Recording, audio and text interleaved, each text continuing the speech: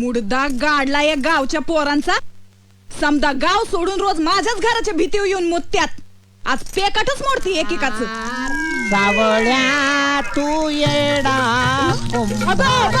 धनी काय करताय?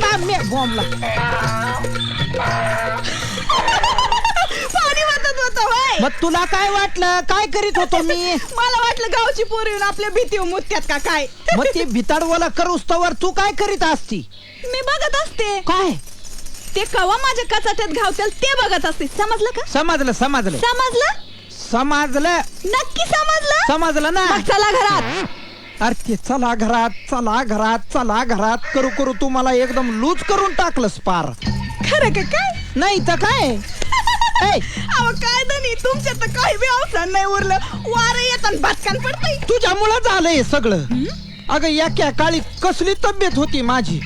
10 माठ उचलायचो मी अशी. आता 2 उचलनात मला. तुझ्यामुळं झालंय सगळं. गुरा सारखं राबतो मी.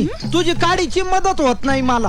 काय मदत करीत नाही मी? काय मदत करते? काय मदत करीत नाही? काय मदत करीत असते तुम्हाला? काय करायचंय ते सांगा. चल माती तुडावी.